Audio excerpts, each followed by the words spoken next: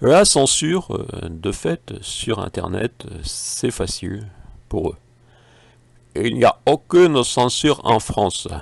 Nul ne vous empêche de dire, écrire, montrer ce que vous voulez.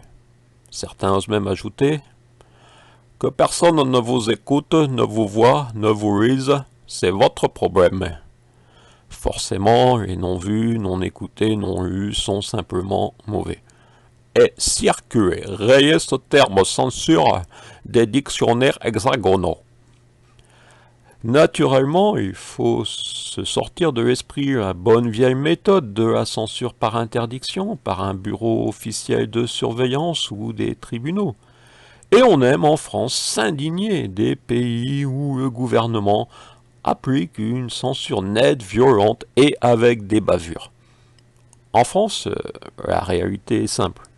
Les puissants ont compris qu'il suffit de noyer le web par leur communication pour obtenir un résultat similaire à la censure.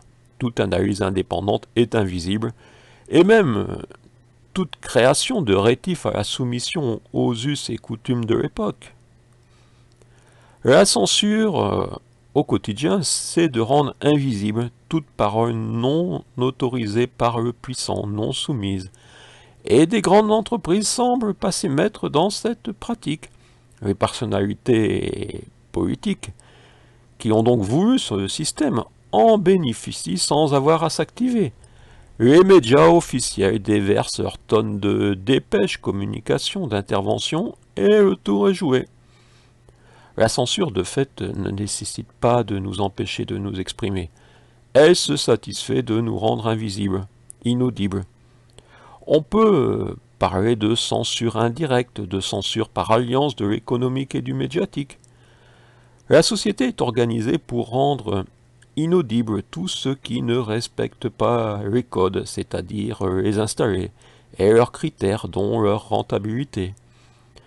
Pour permettre un tel fonctionnement, l'oligarchie a naturellement ses contradicteurs, ses rebelles, ses révoltés, des brailleurs tellement incohérents que leurs déclarations participent au maintien des installés.